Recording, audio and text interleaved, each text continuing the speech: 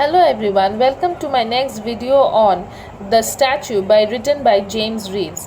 Once you start reading this poem, you will see that it is very similar as well as quite contrasted with the poem Ozymandias. In other words, for writing your answers, you can definitely compare and contrast the two poems, The Statue and Ozymandias by P.B. Shelley. James Reeves was a British poet who wrote primarily for children, and you will see that if you read The Statue with the lens of a child, you will see that the statue makes more sense. So without much ado, let's begin with the poem first. On a stone chair in the marketplace sits a stone gentleman with a stone face. He is great, he is good, he is old as old. How many years have not been told? So the first thing that strikes the reader is that the statue is made of stone. Here, as in the first two stanzas in this page and in the following stanzas also, the one word that occurs repeatedly is the stone. The word stone, it occurs repeatedly. So the lifelessness, the expressionless stone statue is very clear to the minds of the readers as well as to the speaker. The speaker notices that in spite of the probable hustle and bustle in the marketplace, the statue does not stir. The stone statue is lifeless and cold without expression. Sits a stone gentleman with a stone face. The stoneness of this gentleman, who is supposedly a respectable person, this is arising out of his probable pride in his stature. The stone face is the example of a metaphor. Here, the face has been compared to the stone. So, the face as a stone, and here you get the example of an excellent metaphor. It is without any expression. He is great, he is good, he is as old as old. Yes, he is great. Great maybe in terms of power, wealth, and influence. He is good, and he is as old as old.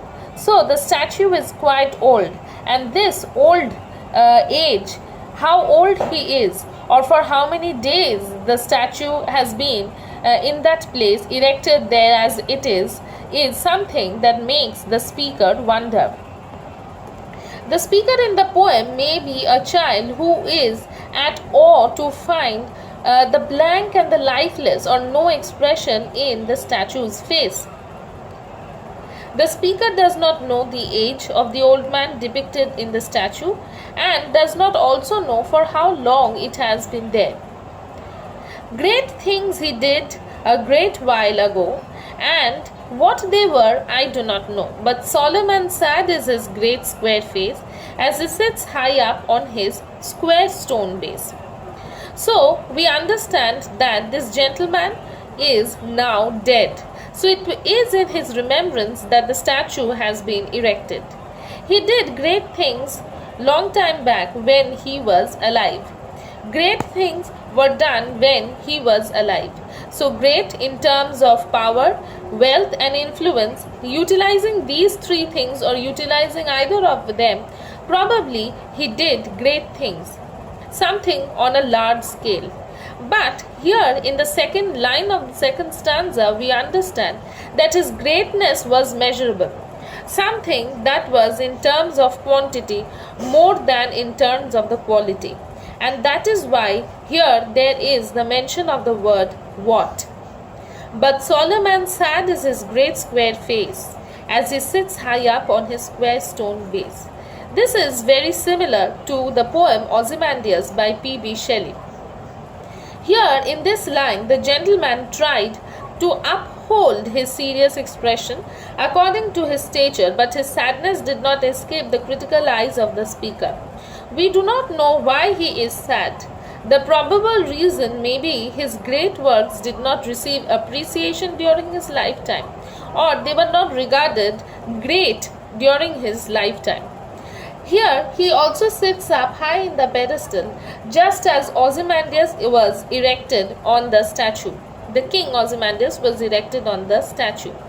But the only difference is that Ozymandias had a grim and sneer in his face, unlike the sad and solemn expression in the tense face or the squared face of this gentleman that we find here. Here in this poem you will find that I have listed the comparison as well as the differences in the two poems, Ozymandias by P.V. Shelley and The Statue. You should try to quote from both these poems and include them in your answers, which will give you quality to not only give you quality to the answers but also make sure that you get better marks than most of the students. So while writing the answers, also keep in mind that you do not write it in bullet format as I have stated. It is for your easier understanding and remembering of the points that will enable you to write better answers. Now let's move on to the third stanza. Day after day he sits just so, with some words in a foreign tongue below. Whether the wind blows warm or cold, his stone clothes alter never a fold. So the child of the speaker is at awe or surprised as he or she notices the gentleman sitting there day after day without any change, unlike the statue of the Ozymandias, where it has been subjected to the wears of time and it has been degraded by time, with some words in a foreign tongue below. Here it is similar to the pedestal, the writings on the pedestal of the Ozymandias, where it hailed the king Ozymandias. But for the speaker or the child who is speaking in this poem, the writings at the pedestal appear to be quite foreign. There may be two reasons for it. One is it is written in some other language, and the other probable reason is that the speaker has not yet learnt that language, and this inscription probably would give us some hint of the identity and the great works that he has done. Whether the wind blows warm or cold, his stone clothes alter never a fold. So no amount of warmth or coldness, be it in the seasons, be it in the hearts of the onlookers who is trying to express any kind of emotion, does not affect him in any way. Neither a ruffle is seen in the folds of his clothes. In the final stanza, the speaker goes into the details of positioning of the statue. One stone hand he rests on his knee. So, this first line of the fourth stanza points to the alert position of the statue, the gentleman. With the other stone hand, he points at me.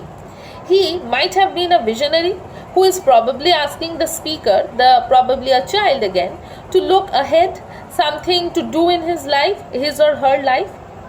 He is also, the gentleman that is also as if directing towards something by pointing his finger in the other direction. Oh, why does he look at me in just that way? The speaker is questioning as well as wondering at the gentleman's gesture. I am afraid to go and afraid to stay.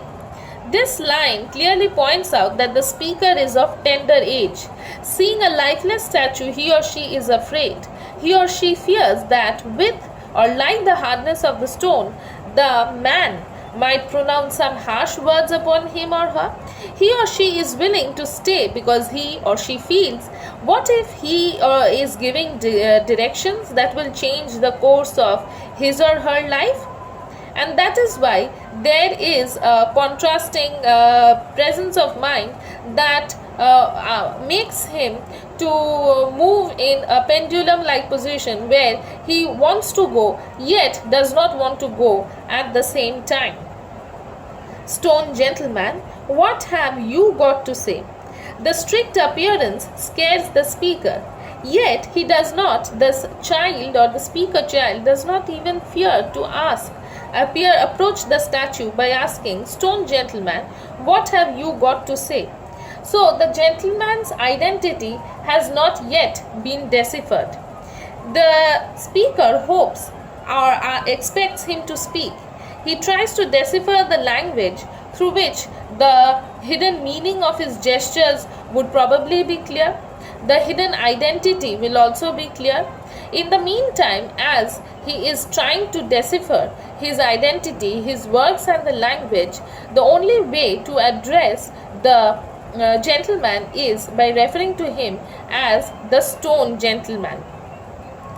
So here we come to the end of this very simple poem, pointing out that no matter what your works are, a statue will remain a statue.